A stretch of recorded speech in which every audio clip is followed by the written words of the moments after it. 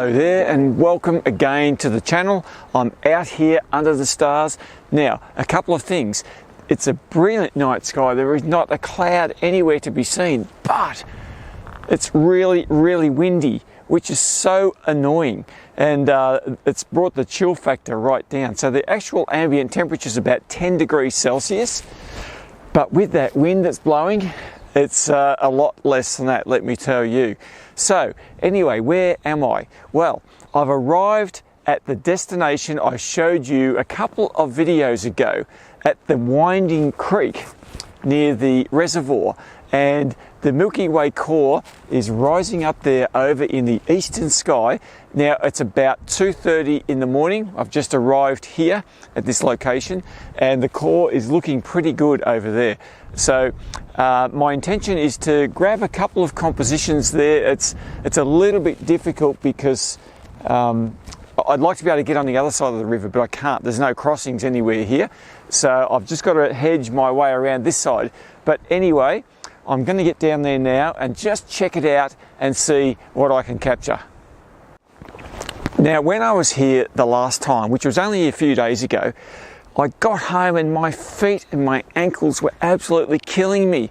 No, it wasn't from all the running and hiking and all the jumping. It was midges. There's hundreds and hundreds of midges down there and I didn't even know it.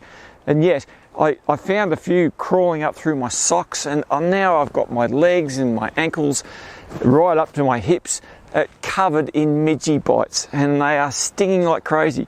So tonight I've brought the spray, Tropical Strength. So I hope that works.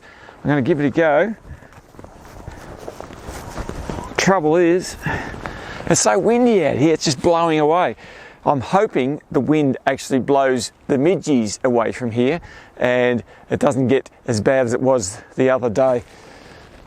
Oh well, let's get into it and see what we can do.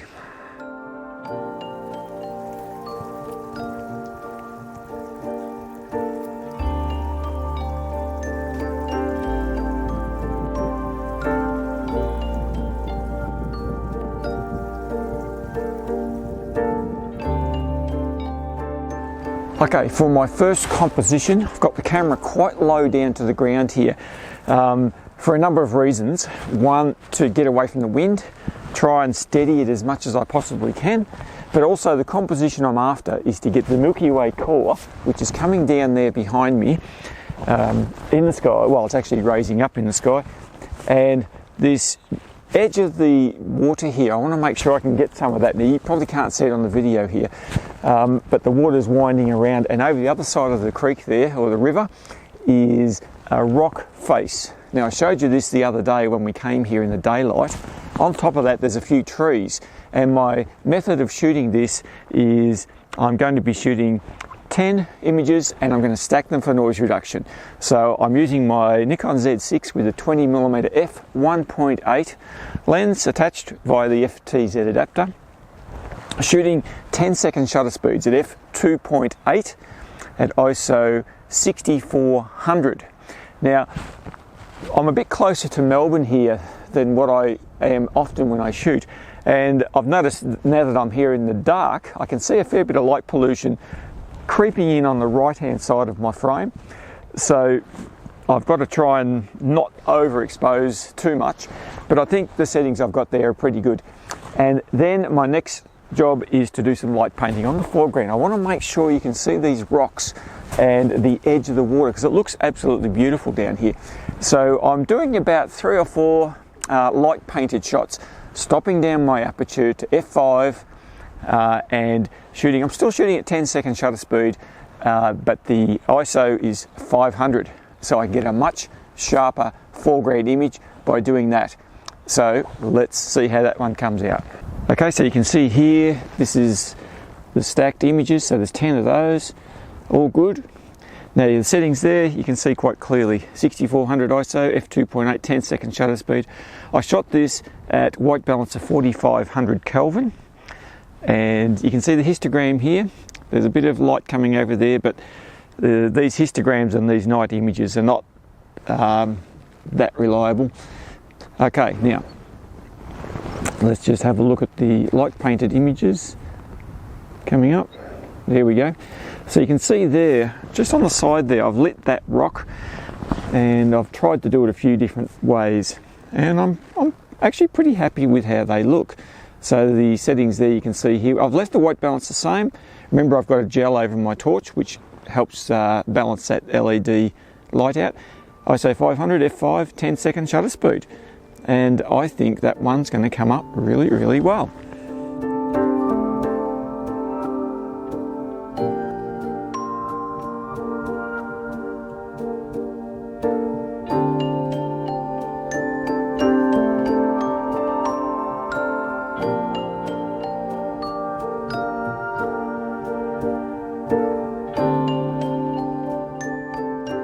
Now for my second composition, I've lifted the camera up quite a bit higher.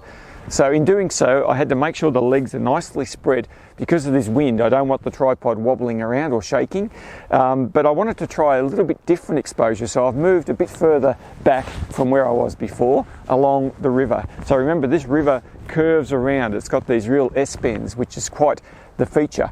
And quite interestingly enough, as I was setting this shot up, I just dialed in my settings, and a car came from out of nowhere, way off in the distance, and it had this massive big spotlight, and it lit up the whole landscape here. So you can see that shot right now. I've actually used it as a bit of a guide just to give my composition a tweak so I could see what it looks like with some light all over it. So that was a random event, but it was quite good because he gave me that chance to have a look and see what it would look like.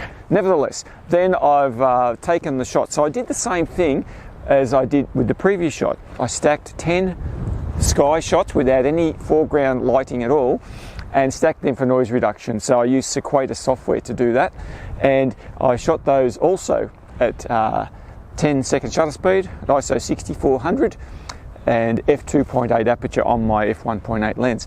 Then I did a number of foreground shots, pretty much identical to what I did before. Oh boy, that was the tripod. Now just continuing on, boy, I'm not going too well. I've just about lost another light stand into the river here because the wind is blowing everything like crazy. Oh boy, anyway, I better continue this video. I'm not going to make it to the end. So yeah, I shot those pretty much exactly the same as I did the other one, and I'm loving the result.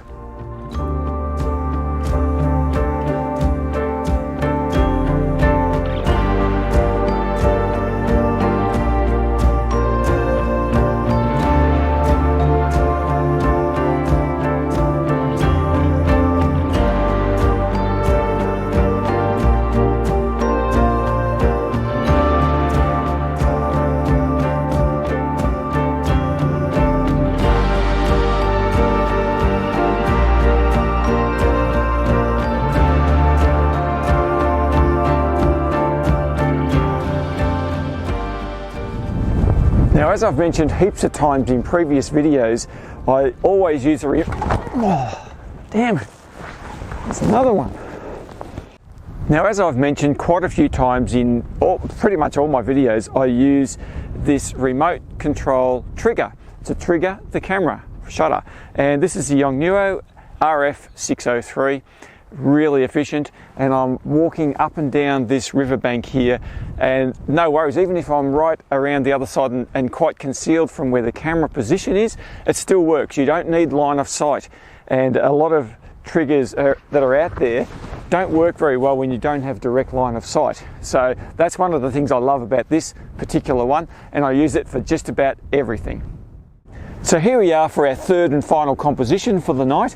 And I've put my camera, once again it's quite high on the tripod, and I've put my camera into portrait orientation. Now the reason I did that was because I could actually see when I was walking back just the river bending around, and I liked the fact that the Milky Way was coming up in a almost a horizontal aspect above the river. So I thought I'd capture more of both the river and the Milky Way. Now I'm still using my 20mm focal length lens, and a lot of you will be thinking, well, is that wide enough to capture all of that?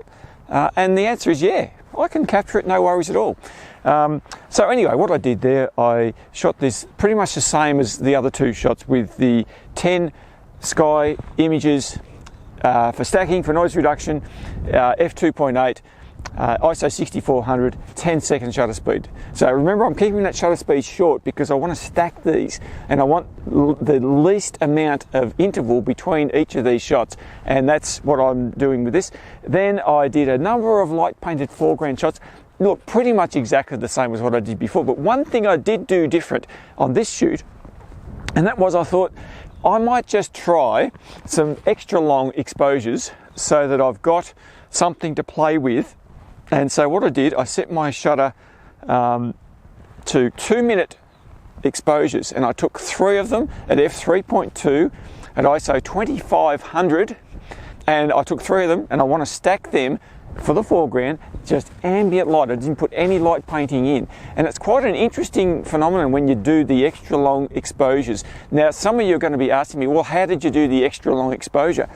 I used a little known feature on this camera which is called time. So, and I just used my standard remote trigger, press the trigger. Now when you put it to time, what happens is you press the trigger and it opens the shutter, but it doesn't close until you actually press the shutter again. And I can just use my standard remote control, and I can stand off on a distance, I can be anywhere, it doesn't matter.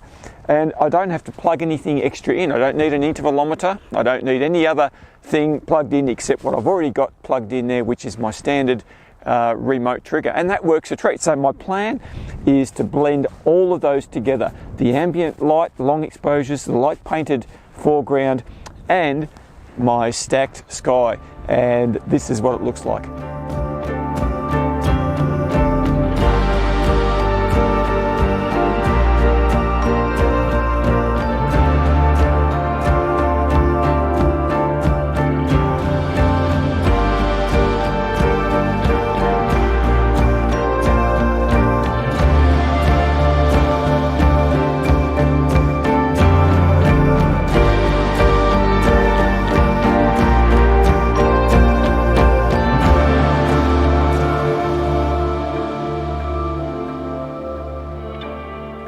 Alright, so you can see here, this is the extra long exposure.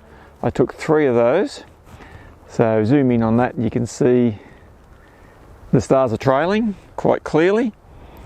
And we go down to the ground, there's a fair bit of detail. You probably can't see that there on the camera, but that's not too bad considering there's no lighting. I didn't add any extra light at all to this image. So it's going to be an interesting blend, and we'll just see how that goes. Alright, so now you can see on the back of the screen here, if I change my shutter speed, past 30 seconds and past bulb, we have time. And that's the setting I was telling you about. It's a little known feature on these cameras, but I'm starting to use it more and more, and it's fantastic. Alright, well that just about sees me out. That's the 3 compositions that I wanted to shoot. Oh, it's way too cold to stay here too much longer. Now I don't mind the cold weather, but it's still pretty much summer here, so when you get a cold burst like this, you really feel it. I left my gloves over there in the car, so I've only got myself to blame there, haven't I? But you know, tonight's shots haven't been particularly groundbreaking. I've just stuck to the basics. The only thing I really did different was that add in that ambient long exposure blend to that last shot. But you know, it's all about the basics. It's things like getting your focus right. It's things like working on your composition and of course lighting. These are the things that are so important, and you can't fix them once you get back to the computer to do your post-processing. So you know, those are the things that I would encourage you all to work on more than anything else. Alright, well, just about had enough. I'm going to head back to the car for a cuppa. So let's get there.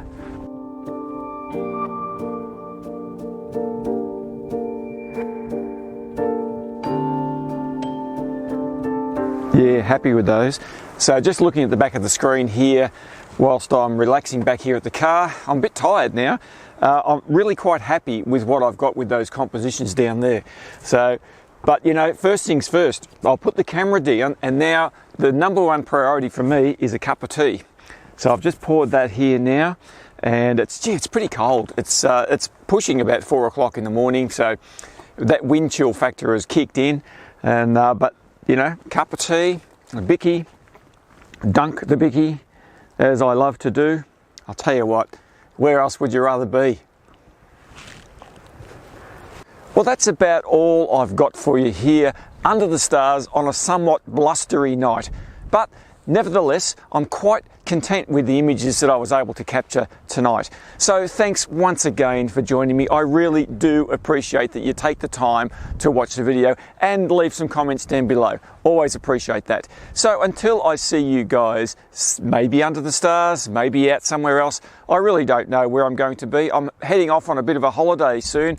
Well, it's a working holiday, but nevertheless, I'm hoping to be able to fill in the gaps of those weeks when I'm away. So I'm recording a bit more content so I can keep the videos uploading. In the meantime, you have an absolutely awesome week, and I'll see you next time.